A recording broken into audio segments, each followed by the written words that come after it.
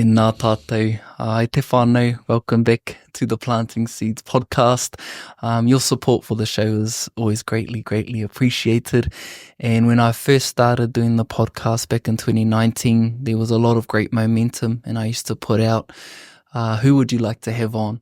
And our next guest was a name that came up a lot of the time. And so this has been years in the making, and I'm very excited. Kia koe Tina Ngata, tēnā koe. Oh, tēnā koe Raniera, nōku te whiwhi kia noho tahi taua. Yeah, lovely. It just feels like too long between cups of tea for us. But yeah, really happy to be here with you. And I love a really nice opportunity to mihi to you for the mahi that you do through this podcast. I really enjoy listening to the conversations. Oh, that's so cool to hear, and to actually have you on the podcast now. And the last time we saw each other, this trailer was a food trailer. That's right, for the climate event. For the climate event that was here in Gizzy. And I remember just even last night I was talking to Hene Pani about, I remember when we came down to Gizzy and that time, and now we're back here, but it's with this. And so the seasons of life and how they change, and we had a conversation about what that season and that time represented for you. But perhaps for those who might not know who you are, kei koe te wā, kia whakamōhio mai ko wai koe, no hea koe. He mokupune tēnei no ngā whānui o Ngāti Porou. Nā reira ko hiku rangi te maunga, ko waiapu te awa, ko Ngāti Porou te iwi, te whānawa hinerupe, te whānawa karuwai ki maraihara, Ngāti horo ai anō hoki, e te hi o ngā hapu. Ōku, I kua nei te tai rāwhiti. Titles are such funny things, eh? When really you're just about trying to be. And so some of the titles that I've had are an Indigenous rights advocate, an environmental rights advocate, and human rights advocate, and certainly those are areas that I'm really passionate about and have been in different forms and frames. So yeah, we've had these seasons that you and I have known each other through over a number of years now, I think going all the way back to our parakore days. Yeah. But throughout all of that, there is this thread of a deep piringa to justice and an inquisitiveness and wanting to learn more and look at how we can support better ways of being for Papatūānuku and for each of us. So I think that's remained consistent, even though the seasons have shifted and how we approach it have shifted. 100%. That intention, that intention is still very much so the driving force, and what navigates or how we dress that intention might change at times. And the main thing is that intention, and for you to be within those kaupapa around human rights and environment, mahi, when you're in that space, what makes you so passionate about it? What drew you into, I guess, being in that particular area? I think I've grown up with these really strong leanings towards justice, and that was modelled for me through the older generations that were around me. We were consistent in the discussions around what's just and what's tika and how to go about, some of the difficulties. So, my dad in particular and my uncles would often talk about how, sometimes you have to make some really hard calls. And even, I guess it's a part of our momo through te whānawa karuwai ki maraihara, our whakatauki is ka hanga te tangata, te hanga a te tangata. You got to do what you got to do. And so in that is a whole wānanga around, sometimes it can be a lonely path. Sometimes you can make, either controversial decisions or difficult decisions. Our tipuna Tautaihi at home is kind of famous that she has a name called Te Poho Mā Taotao, the cold bosom, because if she had to make a hard decision, she'd make it even if she got judged for it. Wow. So yeah, we've always had those kinds of discussions surrounding us growing up. And I watched my dad have to make hard decisions like that multiple times. Mm-hmm. So Are I these think decisions, that fled through. should they not be hard, or is it just within the context and the environment that makes these decisions hard? I think, I guess having those values, having tikanga, being clear about what's tika, you wouldn't need them if it went for hard time. Yeah. That's when they're most important. So by their very nature, they're going to be challenging because that's why they're there. That's why they to are see there. us through the times of challenge. So, we were having a discussion around that just the other day here in the Wānanga around, it's easy to hold on to your tikanga in easy times. It's during the times of challenge. Well, that's why they were created. Yeah, we're for these challenging times. And so, holding to it, and, being accountable to it during the times where it's needed. Yeah. Man. Yeah, or even, that concept of ka whati he tikanga kia ara mai anō he tikanga. So that if you do need, if that tikanga is no longer serving you, it may be that the difficulty and the challenge is that you need to actually break it or think of a new way of being, but be really clear why you're doing it, and who needs to be involved in that process and stuff like that. So, but what it is to be true to yourself, and the journey and the kaupapa, the tikanga, and staying centered on ideas of being liberational, being on it for the collective, not for the individual, that kind of stuff. That's the thing that is evident within the space of justice, that it's so much bigger than you, and it's more than you. And is that something that you feel into, or is it through the learning, through lived experience, probably a combination of everything, that gets you to a point where it's like, it's not about me, it's about we? And how can you support that or make decisions within your own life that contribute towards that?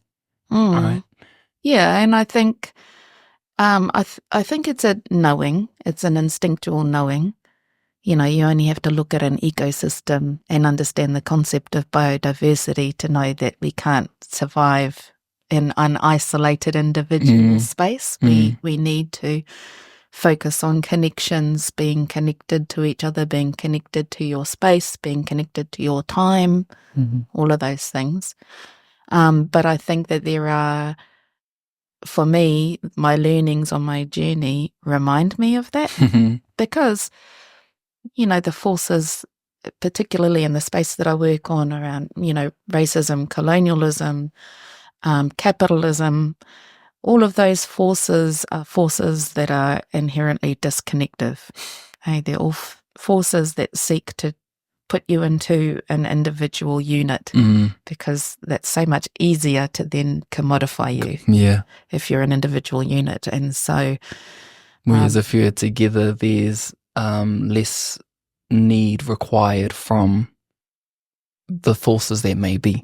But when you're together, there's a sense of community, connection, awhi. But when we're in that individualistic way of being, there's a sense of we're reliant. Wow. Well, and then, if I can individualize you, it's much easier for me to suggest things to you, to even meld you how I need you to be melded, to control you. But certainly, if I can turn you into a unit, then I can commodify you, especially as a labour unit within a system of capitalism, right?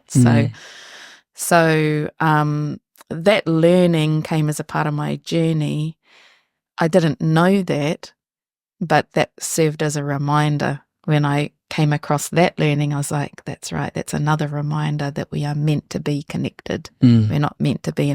So my learnings have kind of, as I've gone on my journey, acted as reminders back to this inherent truth that we know that we are meant to be connected. Yeah, so it's a mix of both, I guess. And being here, the Mahi Atua Wānanga, you share a big kōrero around the doctrine of discovery. And so this is, is that addressing the elephant in the room, or is that bringing awareness to what is sort of, we've become accustomed to just thinking that that's the way things are? E rua, e rua. Yeah. I think, it is one of the consistent parts of or feedback that I get when we go into wānanga around the doctrine of discovery is that this is not new information. We know that we've been through an experience of oppression. Many of us have looked at some of these concepts as colonization or colonialism. The doctrine of discovery puts a name to the broader experience, points the finger at it, helps you identify it and name it, and then you can start charting your pathway out of it as well. And the other part about the doctrine of discovery is that by nature it connects us to a broader colonial agenda that's gone around the world, so that we can start to see our experience as one that is connected to other Indigenous peoples, but also connected to global forces of power, global forces of economy, global forces of militarism, all of these different global forces as well. Or the forces of empire, I guess is what we're talking about. So the doctrine of discovery helps us to see those larger frameworks. I call it popping the hood on colonialism. You can examine the engine, see how that part works, and that part works, and that part works, and the design. And I think when you see the design of something, you have much less fear around it because you understand the mechanics and the intention. The other part with the doctrine of discovery is that it's very clear in that narrative that there's a aspect of placing the blame on the people explicitly. Like in the proclamations of discovery, they have this discussion around, we're going to do this to you, and all of the harm that will result of it will be your fault for resisting. So should you resist, everything that's harmful will be your fault. And so the idea of victim blaming is consistent throughout that experience. And I think, we generally talk about victim blaming as being bad, but it's another opportunity for us to remember that this is an intentional context. We all have responsibility for our individual actions. We all have agency, but this is the context within which our colonization has been carried out. We're going to do this, but it's your fault because you wouldn't let us do it. Yeah. Yeah. And so when I hear you quote it all, is there a difference between colonialism and colonization? What are those two things within this? No, I would say both. Colonialism is just a different. That's the concept, and colonization is the process. The process, and the doctrine of discovery is a tool for giving effect to colonialism and colonization. Well, that's the when we're talking about the doctrine of discovery. What we're talking about there is the set of rules and laws that made the immoral moral for one group. For one group, yeah. Made the non-permissible and the illegal legal and permissible for one group to do to other groups. And so, and then we tell the story of how those laws and permissions for one group then became normalized within society and embedded within what we call the social psyche, which is our collective set of ideas about what's acceptable, what's not acceptable, good, bad, right, wrong, evil.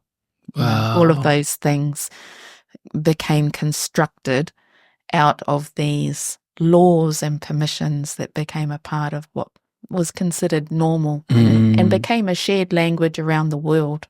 But it suited just one group. Yeah. Wow. It was all born out of this idea, because those laws and rules explicitly said, that you may conquer, subdue, vanquish, dispossess, and commit to perpetual servitude anybody who is non-European and non-Christian. This is what European Christians can do. They can do those things to anybody who's non-European and non-Christian. And so as they moved around the world doing that in every country that they established, right, it became a shared language between those countries. And we're talking about nation building, right? So this is really the bedrock of colonial nation building as it went around the world. And all of those when we talk about building a nation, we're talking about creating their governments, creating their policies, creating their norms, creating their societies, their education systems. And all of it had these assumptions inherent within those laws that it is permissible to subdue, vanquish, conquer, dispossess, and commit to perpetual servitude. So that was at the heart of the colonial nation building project. And then another thing was built, which is not just the colonial nations individually, but the code through which they would work collectively to look after the planet. Wow. Right? So when that got turned into an economy, what that looked like was an economy that would prioritize profit, would excuse the loss of native, or not just the loss, the taking of native life, would excuse and create space as an economy for committing people to perpetual servitude. All of those values and ideas and norms became a part of an economy, a global economy. So when we look at today, what are we? Nearly 35 years after all of our nations around the world came together and committed to reducing carbon emissions, and it's still increasing. Yeah, wow. Well, the economy and the frameworks and the power structures were all built out of this set of, we don't want to call them tikanga, but these are the values at the heart of it. So of course, you're going to struggle. These repercussions near. Yeah. Wow. And so when we also think about, I guess, the colonization aspect of it, there's effects to, what this is speaking to for me is that there's a whakapapa to why we experience things that we're experiencing, things at the moment. So knowing this helps us to inform why things are the way they are to an extent.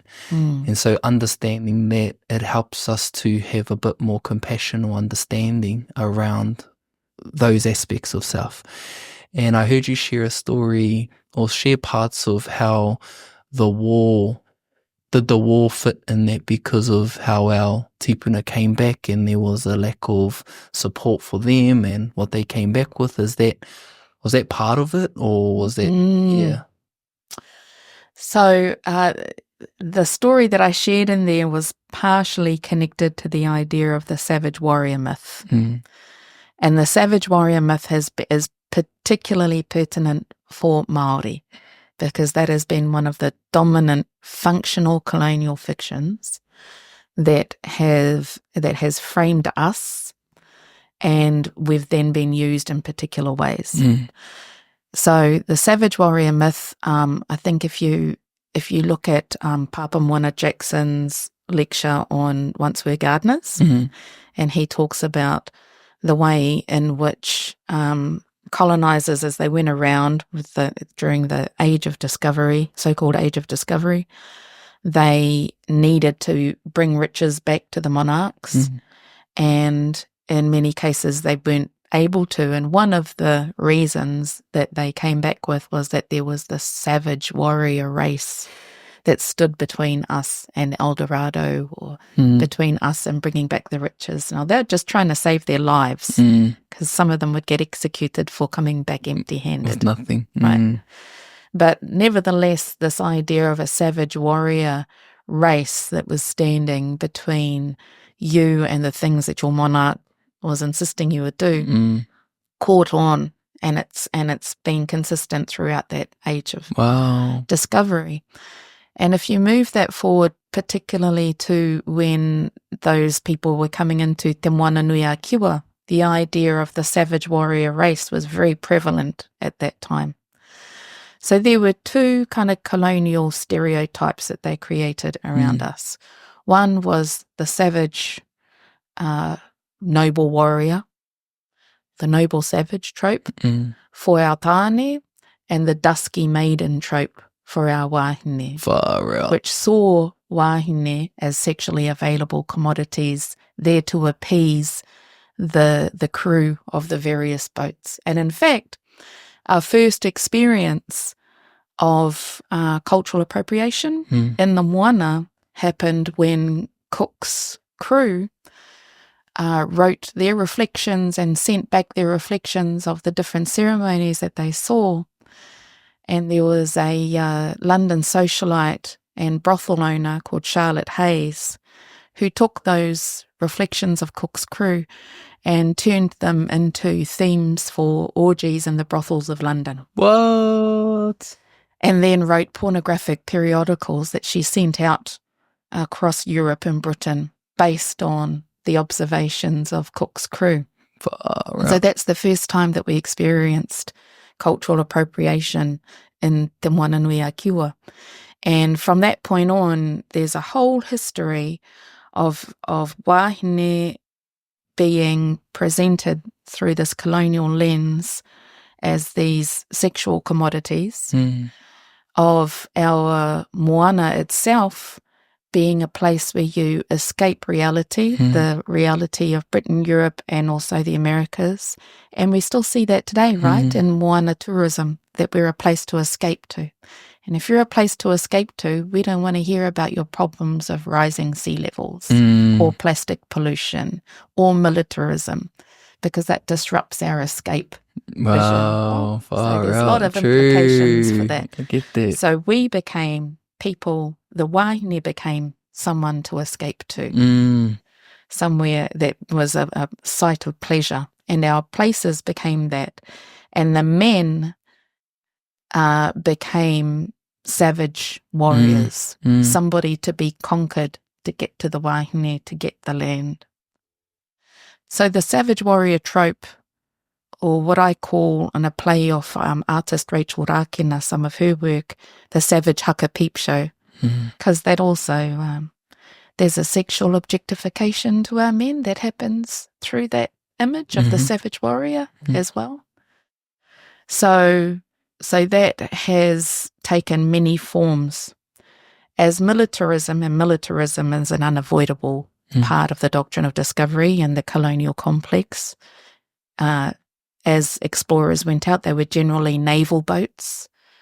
You need military force to be able to hold this in place. Yep. So the military plays a huge part, explicit part in this project. And as it rolled out across Te Moana Nui a Kiwa, which, remember, geopolitically, Te Moana Nui a Kiwa as a region sits between two geopolitical superpowers, United States and China, right? So it's a very geopolitical intense space to be in.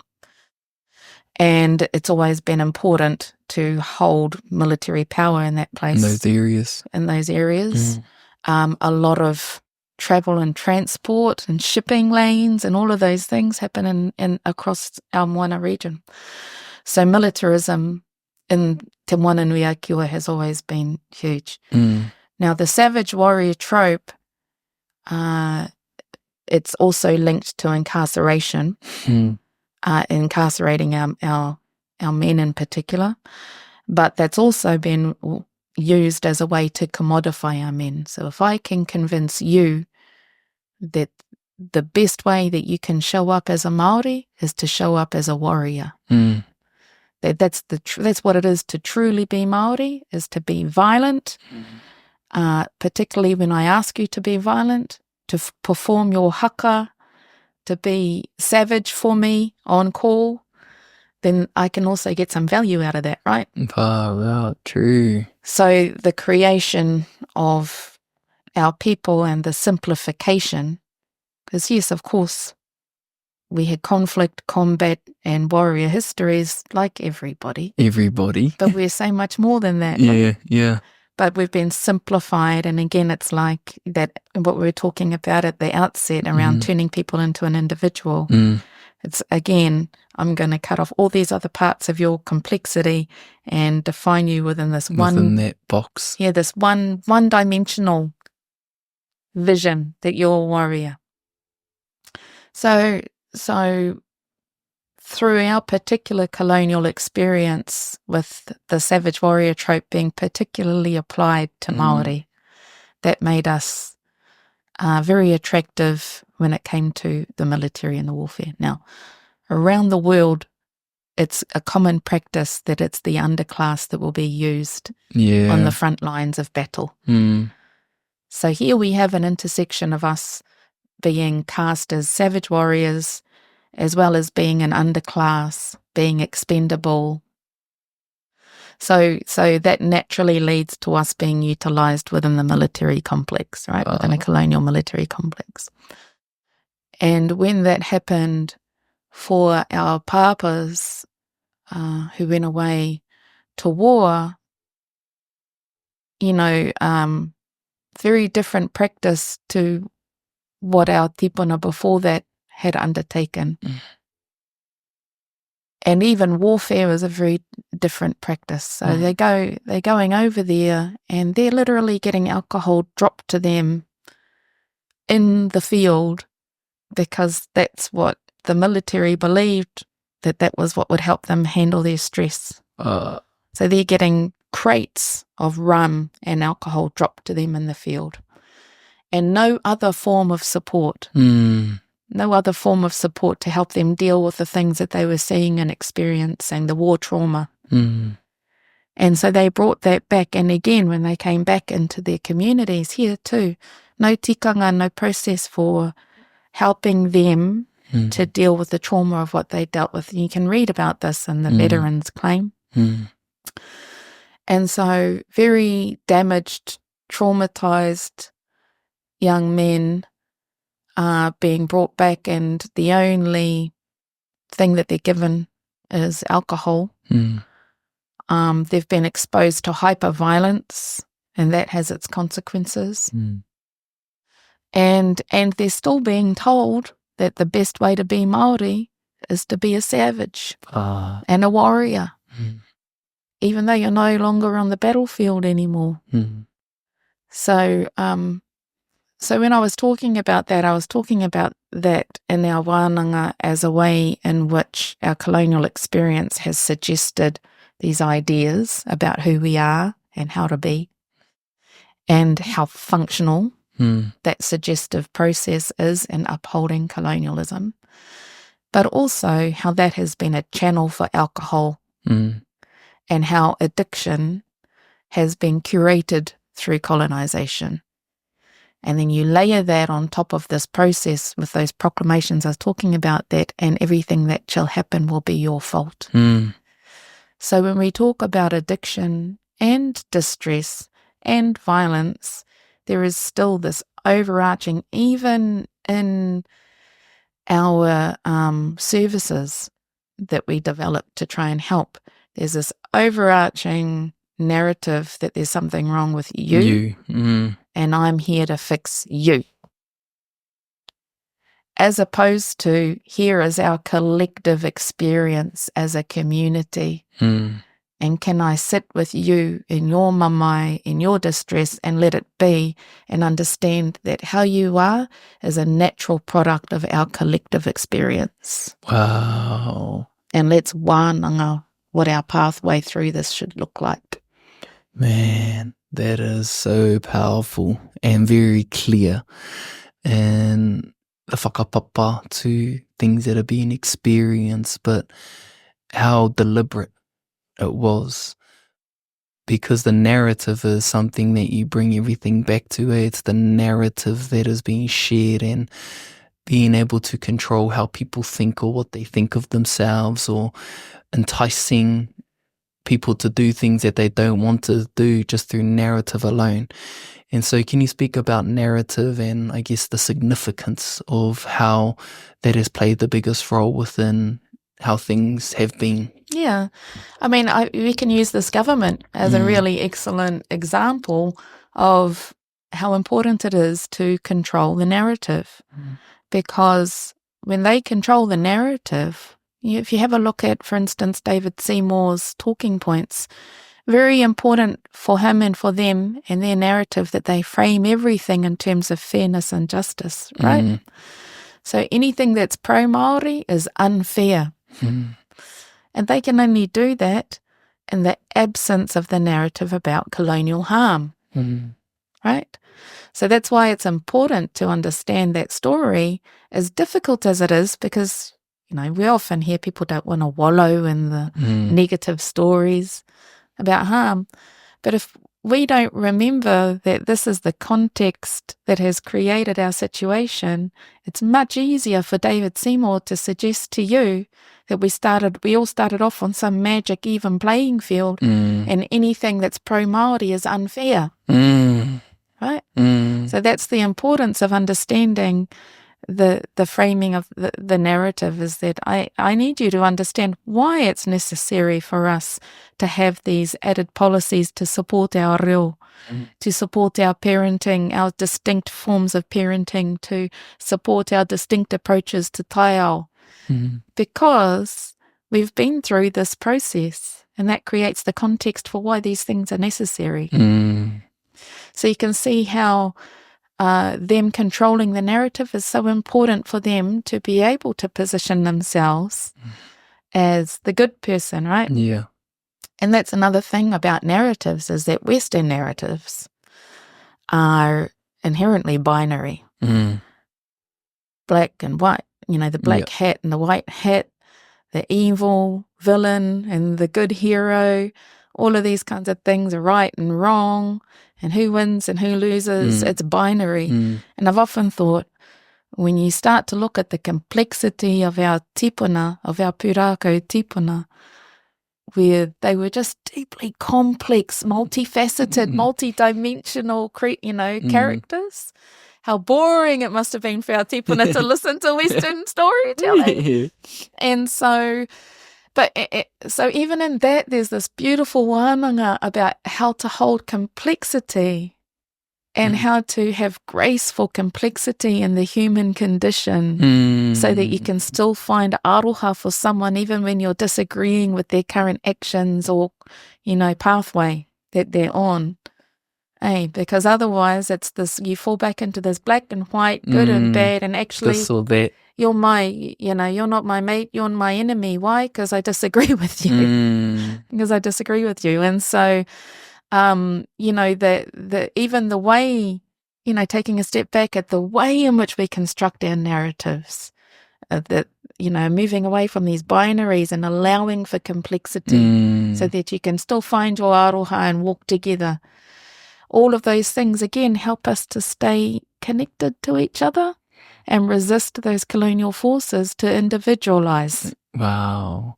I love that kōrero, graceful complexity. That's so beautiful, because that also helps to support how you finished the session, was around, with that approach, it supports the sense of not replicating. Yeah. Because you said that's an easy thing to do, because what's happened here has happened elsewhere. And so can you speak about the strength or the awareness to not fall into the replication? Yeah. So, you know, when you hear the story of the Doctrine of Discovery, right, it is mamai and taumaha. And so it's easy to listen to that and fall into some traps. You're ready. Which is righteous, and there's a space for it, but it can lead you, if it's unchecked, it can lead you into hating individuals or hating people or even hating a race. It can lead you into anti-whiteness. It can lead you into a trap where you think that all I need to do is elevate Māori and talk about Māori as being, genetically superior, and that will fix it. So those are traps that you can fall into if you are not taking a step back and looking at it as a system and trying to develop a systemic solution. And so, those things, and those things have happened before. So, for instance, a lot of the first politicians were members of the constabulary, right? For our first parliament, were members of the constabulary, either volunteer members or actual members of the constabulary. And they were poor in their own lands. They were existing under a feudal system of, a highly, what we call a stratified class system, where it was very difficult to move between the classes. And they treated Aotearoa as a place to escape to, like they treated many colonial nations as a place to escape that oppression. But they came here and replicated that system, but put themselves at the top, right? As opposed to develop, or even just not colonizing. That's a wild idea, but not colonizing. And so they replicated the system, but placed themselves at the top. Didn't change the system.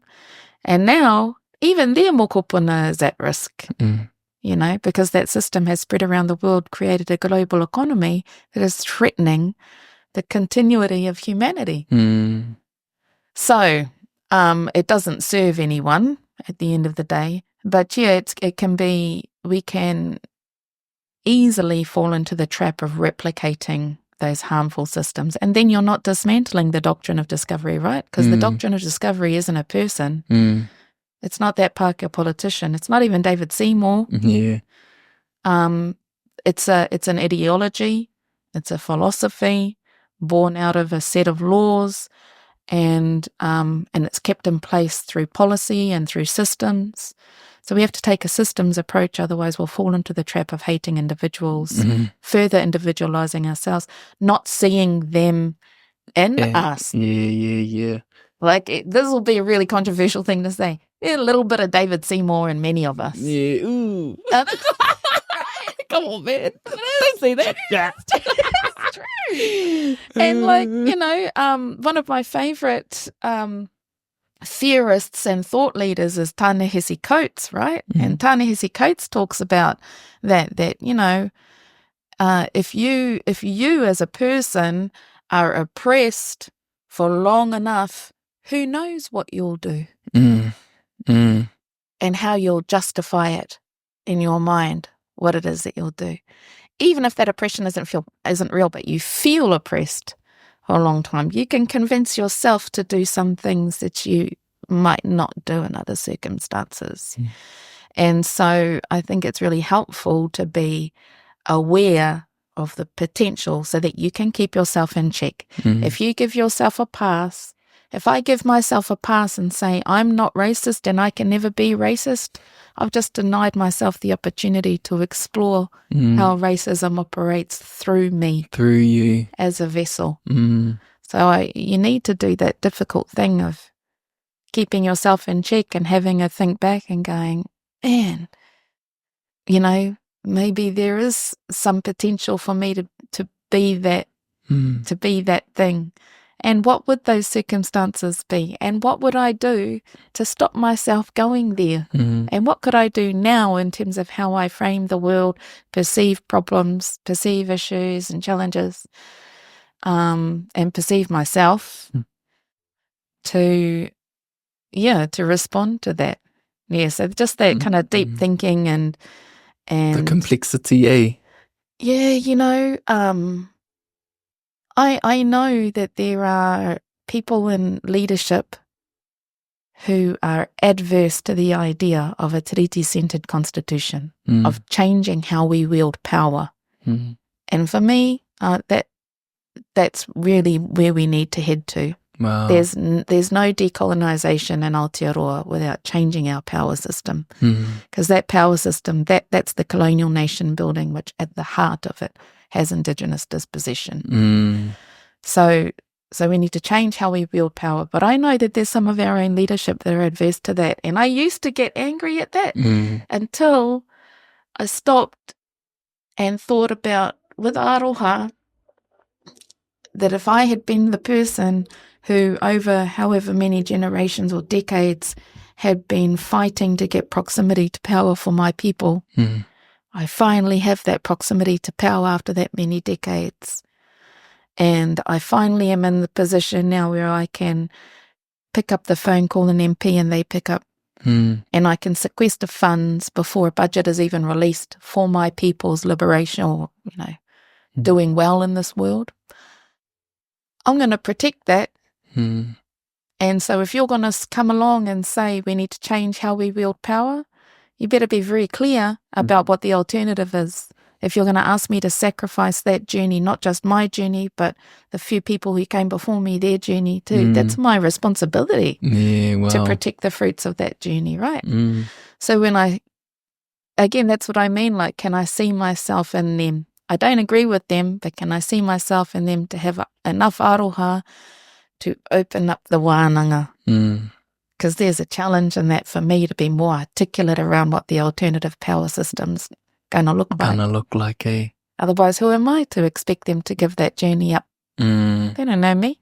Yeah, so but it's enabled me to have enough aroha to be able to enter into that wānanga, and so that's been a really important part of the process for me. Yeah, that's so cool. And what does it even look like for, say, someone who might be hearing this for the first time, and things are just starting to fire, and they're starting to notice things, the narratives, things that you're talking about, they're now seeing even more clearly. It's now making them feel a certain way, emotions are buring. What are some things that we could do in an effort of reclamation? What does that look like in a practical way for someone to just start their process? One thing I always feel is really important to do is to understand your personal story, the story of you and your whānau, and that's what our wānanga, Mahi Atua Wānanga, are all about. It is not about knowledge banking. It's about learning the art of wānanga so that you can figure out about your own whare wānanga, yourself as a whare wānanga. So for me, there's two really important wānanga features. One is there's the thing that you're learning about in the wānanga, and two, there's learning about yourself as a whare wānanga so that you can understand how that thing drops into me. So if we're talking about militarism, that's a really different story. And there was one of the aunties who spoke up in the wānanga who said, well, our story in relation to militarism relates to our tipuna who was imprisoned even at 15, so he was technically too young to register to go to the military, to go to war, but he was imprisoned for not going. And so that will have had implications for their whānau, for intergenerational implications for their whānau. And so the story of the Doctrine of Discovery is very distinct, depending on who your iwi, your hapu, your whānau, and who you are. So I think it's really important for you to enter into wānanga to think about yourself as a whare wānanga, so that as you're learning about the Doctrine of Discovery, as you're learning about colonialism, dispossession, economic dispossession, you're able to see yourself in that story. And then you can construct your own tūranga waiwai within that story. It's a much, it's unshakable, I guess, in a way, when you can find yourself in that space. Yeah. Because like all narratives, you can just have it fed to you, and then you can be destabilized if it's not actually, you can't see yourself and you can't find your own space in it. Yeah. So yeah, I think it's really important to wānanga about yourself. And I say this also to various tangata tiriti or people who want to be allies. In order for you to be a functional ally, I need you to understand how the Doctrine of Discovery has privileged you and privileged your voice, and also how it disadvantages you and also robs your mokopuna also of a future. Because I don't want you to come into this space thinking that you're here to save me or to do me a favour. You know, it's about your own development as a person as well. So we all need to learn about it and learn about ourselves in it so that we can function the best that we can in that space.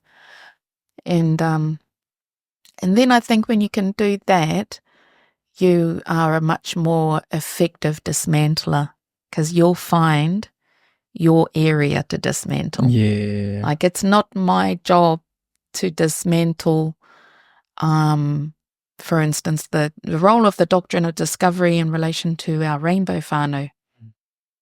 Now, I'm an ally of the rainbow whānau and I have rainbow whānau, but I'm not going to claim their pathway and I'm not going to laterally colonize them by taking their story and taking their voice, but I'll work with our rainbow whānau and support them to develop the Doctrine of Discovery story so that they can wānanga it together and develop their pathway out of it. So I think finding your own distinct story in that space means that you can potentiate your role in dismantling it as well. So that's what I would recommend, is to learn about your story in that space. Right. That's so great. Cool to see it in that way, where there's the mātauranga, but when people can come in, learn the mātauranga and implement it in their own lives, they then find how they can use it within the areas that they're connected to or that they have a sense of close proximity to, because that message actually has a deeper sense of meaning but also has more substance if there's relatability to the person who's sharing it. And so for you to be able to open up that whakaaro and that wānanga for people to say that here's the mātauranga if you want to learn it, the door's open for you to come in, and then it's over to you to be able to share it with those that you're connected to. And for you, you've spoken about your privilege and spoken into how, you know, you've gone into the academic space, done this, done that, and now your role is to be able to return that privilege. And can you speak about that process for yourself? Yeah, absolutely. Like, I'm dripping in middle-class Māori privilege. You know, like, for me, you know, the Doctrine of Discovery journey, research journey, I do want to acknowledge has largely been shaped by activists more than academics. And even globally, what we know about the Doctrine of Discovery and the advances we've made has been through activism more than academia. But also, I am able to work in that space, and even a part of my effectiveness comes down to being able to articulate it in a particular way. That's connected to me going through university. I did well when I was in university because I had, my purpose was very clear. I knew what I wanted to do. And so I could pick papers that were relevant and I powered through them because I could see how I was going to use them. And so I loved that space. But, well, how did I find my purpose? Through having an OE, you know, and that's privilege as well. I was able to go traipse around overseas and go, oh, look at these mean-as Indigenous people that I relate to, and, you know. So that had privilege, and, you know, even the people in my own whānau who are very articulate, that has been a result of their privilege. So, you know, privilege has shaped me in a particular way, and I feel like it's a part of that responsibility is to work towards dismantling systems of privilege as well. So I can't just rest on that privilege. And I've taken the step to acknowledge that privilege, and that's always important. But is that enough? For me, no, it's the acknowledging it and then making a plan and doing something about it and using that privilege for the liberation of our people. Yeah, so that's for me, the only responsible way to respond to the privilege. I didn't choose all that privilege, but I have it. So given that I have it, what shall I do with it? Well, here's the responsible pathway how you utilise that privilege that you never asked for, but you have regardless. Oh man, you're so inspiring to be around, Tina, and there's a lot of things that I guess come to mind for myself around how I can implement these things within my own life and the steps that I can take to better understand my part within all of this, and then how I can then utilize it within the things that I'm interested in, to be able to be the example within that space, and just taking it step by step. Feel into the emotions when they come in. I'm still trying to work through you saying there's a little bit of Seymour in me. That's still there. I just see the smirk in it. I'm just sort of trying to let that go. But I do want to just pass it over to you. And I think maybe a way to perhaps whakakapi I ene kōrero, if narrative is the thing that has been the most dominant in controlling our people, what would be a narrative that would be more helpful for us to start breaking free or seeing an alternative? You know, our narrative that relates to our sacredness. Now, I see it as one of the core foundational po of colonialism is this removal of Indigenous sacredness. They need to convince you that you're not sacred in order to commodify you. The very act of commodifying you as something that I can consume and then excrete and treat as waste, right? That's a desanctifying process. So the removal of the sacred is something that's huge. And within this wānanga, within the deepest heart of Mahi Atua, is about remembering our whakapapa and our sacredness, remembering our tapu. Even our mana functions to protect our tapu. So remembering our tapu, remembering our sacredness, because in order to do that from a Tau Māori perspective, you have to remember your whakapapa ki ngā atua me te taiao. So that narrative that we are sacred, ka tapu hoki koe, and so remembering that you're sacred, remembering the means and the pathways through which your sacredness flows. And if this is the whakapapa of my sacredness as it's come through time to me and through me, where do I direct that sacredness? In my actions, in my thoughts, in my plans, in my visions for a thriving future for our mokopuna? How do I do that? That is a continuity of the sacredness and that whakapapa that comes through me. That, to me, is the most important narrative. Our sacredness, se te whānau, our sacredness, a way to be able to connect to it in this wānanga as a way to provide the passage for that, to reawaken, to reconnect. And, you know, we've touched on the Doctrine of Discovery and parts of your story, but you've got this full-on presentation. And you also mentioned something that I think might be cool to mention in the podcast around there are people who are wanting to know it, who are wanting to get involved, but, you know, your capacity to be able to share it is probably limited to the demand. And so you have something coming up soon. And so do you want to mention that? Sure. Yeah. So, yeah, it's the capacity. There's now particularly with the rise of this government, but actually it's, I think, connected to the global rise of the right as well, is that people are wanting to learn more about the Doctrine of Discovery, and that's a great thing. And it's also beyond my capacity to be able to answer all of those requests.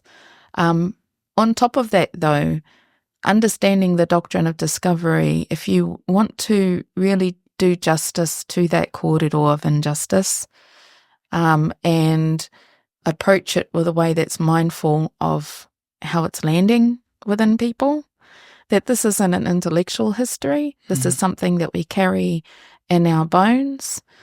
We're talking about deep harm to our tipuna and ongoing harm to the people that we love around us. So that's not an intellectual talking point, right? It's something that needs to be delivered with aroha and respect. So for all of those reasons, we are now looking to build our workforce of Doctrine of Discovery educators. And so, so that's what I'm working on this year, is both delivering the Doctrine of Discovery workshops, but also growing the numbers of people who can responsibly deliver that education as well. I get a lot of requests for the resources, for the PowerPoints and whatnot, and I just want to make sure that I'm being responsible in how I support other people to deliver that. And then the other part of that also is, I really wanted to take a systemic approach to how we do this, because that's what we talk about, right? Systems change. And the traditional system for train the trainer, I guess you would talk about it, or workforce development, is you come, you pay me some money, I bank you with knowledge, you're an empty vessel, I'll fill you, and then you go away. And I was thinking about, is there another way for us to do this, to create a community of educators who will become tohunga in their own right, in their own space around the doctrine, and that we can grow together and support each other and stay connected to each other. So that's the idea also, is to approach this from a perspective of growing a community where we can learn from each other and support each other to grow our doctrine discourse. Oh, that's so cool. So any of the whānau who are listening and are feeling like they want to resonate more with this and it aligns with your path, you can definitely look at where Tina is at. And also the kōrero that comes to mind to finish this off is empires fall, is what you've said. And they fall because of the will of the people. That's right. And being a part of that is elevating the consciousness of our people to connect more to our sacredness, because that empowers us and sort of sees the unjust. And the more people that start to buy into that narrative, is how the strength comes as a collective level to then go towards the unjust to make it just. And so that was the kōrero that came to me from hearing you, that I thought I would leave with our whānau.